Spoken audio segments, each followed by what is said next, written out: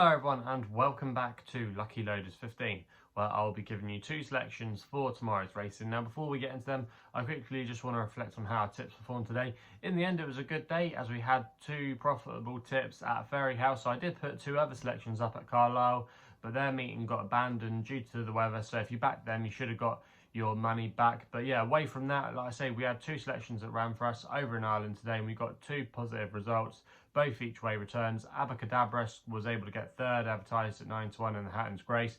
In the end he had no chance in the race whatsoever. Honeysuckle was very good on the day. She's going to be a force to be reckoned with again in the champion hurdle division, and yeah, you have to say she was very impressive. Abacadabra's just had too much to do. He actually finished the race quite well, but he was never ever really going to be able to make a challenge to win from where he was unless there was a total pace collapse, because Stormy Island, to be fair to her, just went mad from the front. She went really hard, you know, she was miles out in front, but she just kept finding and in the end ran a really good race. But Abacadabra, you know, like I say, he needs a strong pace, but he was just given far too much to do, and in the end could only finish in third place. But if you backed him each way, you should have got a little bit of profit out of him there. The other selection we put up was Glan for Luke Dempsey and Gordon Elliott. Actually did really well in the end, finishing second place. I thought she was going to win at one point because she absolutely came flying home with a wet sail after the last. She got one or two traffic problems during running. She was interfered with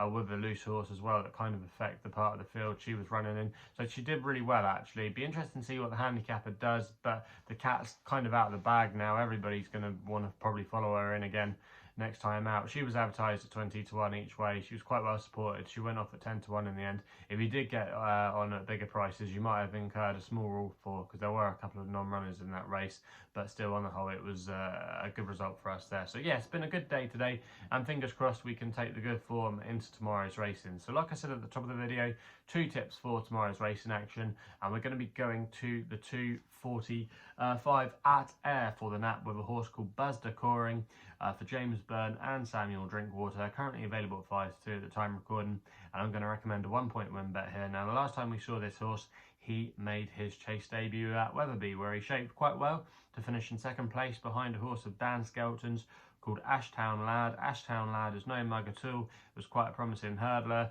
and you would like to think was always going to make a chaser. He won, obviously, like I say, at Wetherby in that race, and then he went on to Newbury at the weekend, but he kind of was not really up to that grade. But Turcoing, so to be fair to him, did show, like I say, a lot of promise. He jumped pretty well, but just didn't have the gears to live with him. But this looks a little bit easier tomorrow, I think, compared to his initial debut at Wetherby. This is a handicap, and off a mark of 123, I think he's definitely got scope off that mark.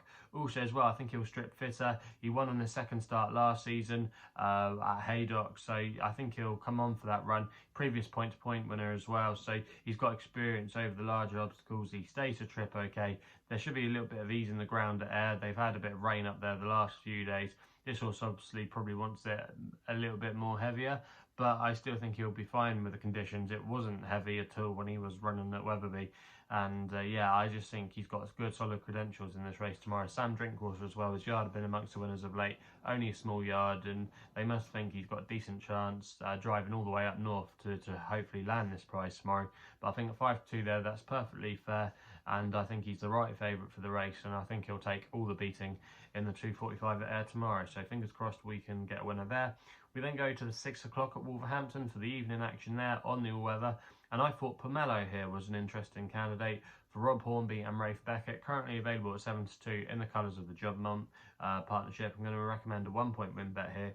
Now this horse hasn't been seen. She last run in the Sandringham Handicap at Royal Ascot. You can put a line through that run because she's still very lightly raced and could have a lot more to offer. Now I think the key to her could be fresh. She's actually won twice during her career from, I think it's about 4 starts. But both the times she won, she was coming off breaks. And she actually won here in November last year over the course and distance. And she comes from a family that do quite well on the all-weather. I think she could have a little bit more scope to offer. She's currently got a mark of 89. I don't think this is a particularly strong race. Okay, there's a few powerhouse represented in here, but I don't think they've really shown the form of what Pomelo has. I think, like I say, off a mark of 89, she gets a 3-year-old allowance as well. Rafe Beckett's team are amongst the winners of late, 2 from 7 in the last fortnight. I just thought here she might be a bit of a big price in the context of this race and could probably arguably go off a little bit shorter tomorrow. It'd be interesting to see if the money comes for her, and I think, yeah, the angle fresh with her is the way you've got to play. So for me, Pomelo, she's currently available at 7-2 at the time recording. I'm going to recommend a 1-point win bet there as my next best of the day. So they're the 2 selections for tomorrow's racing. If you're still enjoying these videos, remember to hit that thumbs up button and subscribe here to my YouTube channel at LuckyLoaders15. Let me know in the comments box below what you fancy tomorrow.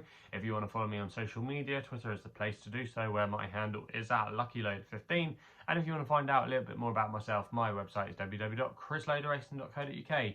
So please gamble responsibly. Hopefully we can have some winners for you tomorrow, and we'll be seeing you soon.